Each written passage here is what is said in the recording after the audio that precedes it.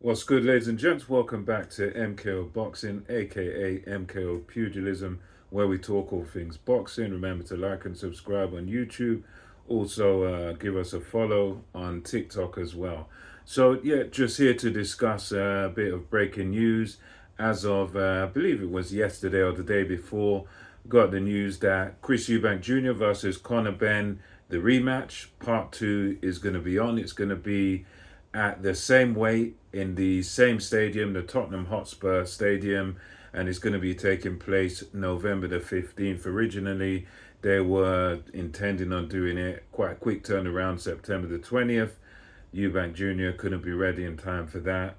So now we're going to November the 15th. And this is one of those fights where the first one was epic.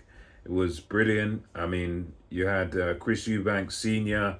making his appearance after saying the whole thing was a disgrace and he didn't want to be involved. He didn't want to be in the corner, all this sort of stuff. And the drama of him appearing from the Rolls Royce Cullinan in the arena was epic. Just brilliant when that came on the screen.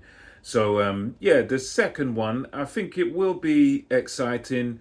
I think I'm not sure that it will sort of live up to the hype of the first one, because with this one we've kind of seen it already. So I'm not sure that we're going to see anything particularly different. I think as far as who this benefits and who this may hurt, for me personally, I think for Chris Eubank Jr., this could be a bad move for him, just based on basically the weight, because there's no change in the weight clauses and everything. So he's got to make 160 pounds again. And as we saw in the first fight, Chris Eubank Jr. was basically dead at the weight. And when it got to those latter stages, the weight draining really kind of showed in his performance. He was able to get through with grit and determination. And obviously, there's a narrative he's the bigger fighter, the stronger fighter, but he wasn't really able to uh, do much to Conor Benn as far as putting him down or taking him out. He was never really close to doing that. And I think part of that is down to the weight, because I just think 160 for Chris Eubank Jr., I think he's one of those fighters that he's not a massive middleweight, but I think he's just a little bit too big for the weight. I think he's not a guy that can make it comfortably. So for me, I think that whole thing with the weight being the same is going to affect him in some way. I think with Conor Benn, really, he can only sort of gain from this fight, because he's the guy that's naturally smaller. He's the guy that's not going to have problems at the weight. He's the guy that's going to be comfortable. And I think he made 156 pounds, so it was around 4 pounds under the weight limit. So he's clearly the much smaller man. So he's going to be full of beans, full of energy.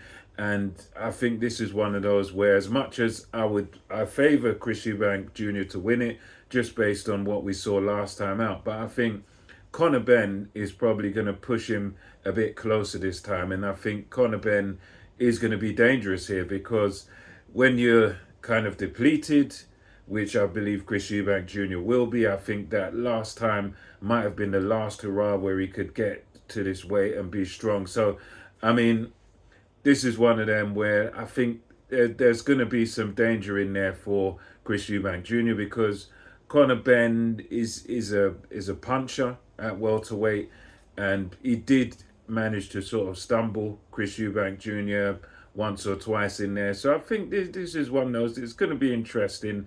Um, I can't see much of a point in it for Chris Eubank Jr., being that he already won the first fight. But as Simon Jordan and some others have said, for Chris Eubank, he's fighting for the money. But I'd say you could argue that they're all, and it's true that they're all fighting for the money. They all want the money. They all want the payday in the bag. And I suppose for Eubank Jr., he's probably thinking to himself, well, if I fight one of the middleweight champions, I'm going to get about half the money that I'm going to get for fighting a guy I've already beaten in Conor Benn. And that's probably how he rationalizes it in his head. He probably thinks, well, I've beaten this guy before.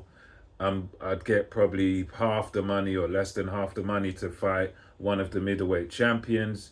Turkey Al Sheikh, the biggest paymaster, the guy that gives you the bag in boxing, he's the man behind this fight. He wants the rematch, so I guess it's financially driven, but nothing really to gain apart from the money for Chris Eubank Jr. This doesn't get him closer to a world title. This just sort of gives him a chance to repeat the trick, and Conor Benn's the man here with something to gain.